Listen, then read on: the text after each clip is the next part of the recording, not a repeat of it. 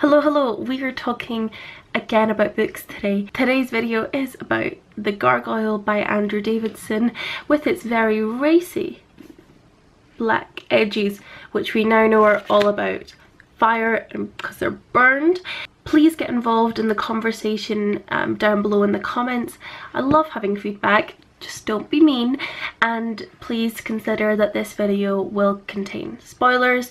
And again, I don't really have set questions and a set format to go through this video on. I was actually just working through my notes in my bullet journal about it, and it is literally just a list of things I like about the book. There's no criticisms, which is horrendously unusual for me, although I'm not a writer at all. You've seen me criticize everyone in these videos. In the book videos, you know, my last one I was criticising F. Scott Fitzgerald for this not being his most mature piece of work. Still love The Beautiful and Damned though. So I'm pretty much just going to reel off a list of reasons why I like The Gargoyle. If you agree with them, let me know. If you disagree with them, let me know. And if you can think of any other ones or any other points, please get in touch.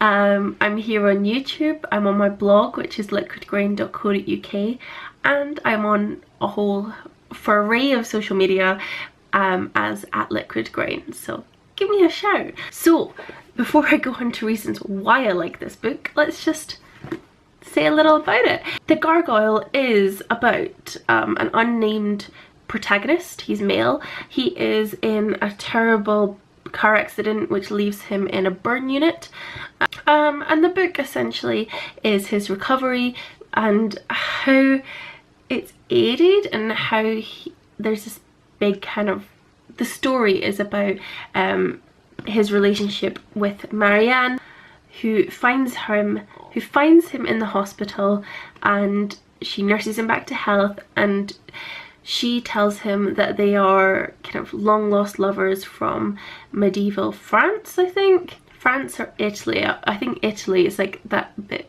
like there. Great geography, Kathryn. And how this is a love that has been going through time, and there's a whole lot of flashbacks throughout it. There's a whole lot of other stories that get told throughout it, and it's really enjoyable. One thing about this book, which I haven't written down on my list because I was just thinking about it, is this is the first male protagonist, you know, written in first person, that I've connected with in a book in so long, and I don't know what that is. You know, I think there's been male protagonists which have been written about in the third person which I've been able to connect with, but I've not connected with the I as a male section. And as you know, there are very kind of masculine parts of this book as well. You know, he's talking about sexuality, sex, you know, masculine feelings, and all in the first person, and you know, I connected to it. And you know, that's one thing, you know, it's just so nice to be able to connect to a male protagonist in the first person. It is written tremendously well. This is quite a long book. Well, it's not super long, it's not Les Mis long, but it's reasonably long. And you know what, it could have been longer. I would have sat and read it. It could have been much longer. It could have, you know, if this is part of a series, I love that. I don't know if it is actually. Oh, this was his first novel. Oh, fantastic. Oh, what a strong start. I'm realising I should have read this before starting the video, to give me facts like that. This is the author, Andrew Davidson. He's Canadian. Published just one novel. Bloody good one though. So that is one thing. I've really enjoyed being able to connect with the male protagonist. Back to my list. Flashbacks sometimes don't work, and sometimes it's lazy. It's a lazy storytelling tool sometimes, and sometimes it's very ineffective, but not in this case. You know, backstory that is being told through the flashbacks are so effective, so well done, so interesting, like genuinely interesting. Like I was engrossed in all these individual like story threads that were going through the book. And you know, there's a point when you go, is this complex or overtly complex, you know, or is it just being kind of complex for the, you know, for the sake of being complex? And you know what, no, I think they were all necessary. I think they were all performing a function, and they all did it effectively. And you know, I was just trying to rack my brain there to think which one was my favorite, which one, you know, do I think is, you know, the best or the most effective or the least effective. And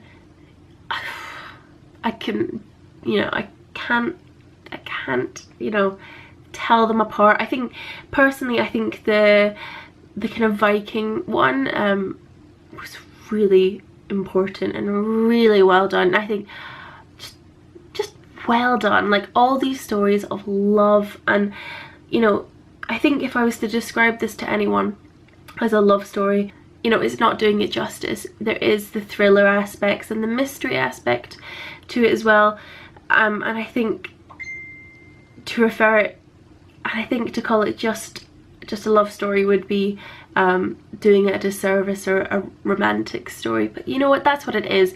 This is a book about love, and it is, and there's so many different kind of threads of love going through this. Every character is shown, you know, to love and to be loved by different people, and I think that's really good. You know, Marianne isn't just loved by our narrator, she's loved by her agent. You know, no one is just loved in a very flat and singular way. There is dimension to the love, there is explanation, there's complexity, and I think that is one of the things that I do just love about this book. It is complex, it's rich, and it's not just showing off. You know, some books show off, and I don't think this does. It's a really easy book to read. You know, I flew through it. I enjoyed it as well. I've actually written a really pretentious thing about this book, but I'm going to read it out because I do stand by it. I've said there is a lyrical ease about the prose which I like, and I think that just sums up what I was just saying. Is there is, you know, a lyrical ease, it is storytelling, there is a flow that goes through it, and it's different, and I like it. I think if you like art, even if you don't know a lot about it, you'll like this book. The way, you know, the styles are explored really well, the historical aspects are explored really well, the religious aspects and all the imagery surrounding religion and history are done so well, and I really enjoyed them.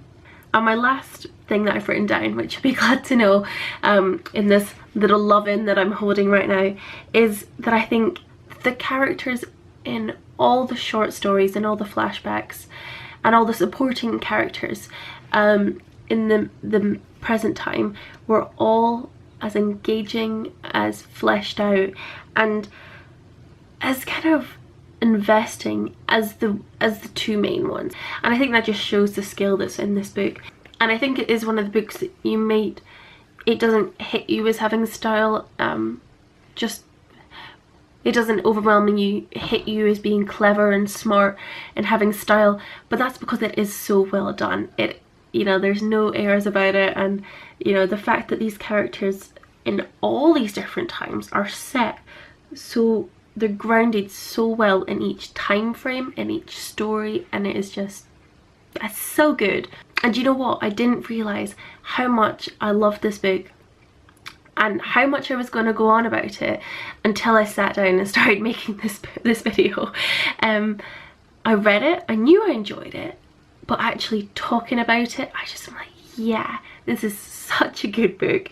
I really enjoyed it, and you know, please, if you've got any opinions on it, leave it down below, because I'm now really fired up to like talk about it to someone. So yeah, looking forward to next time. And next time I want to talk about the Julie Britannia trilogy. We're gonna hit all 3 books, I think. It'd be great if you want to get involved, so get in touch. Bye.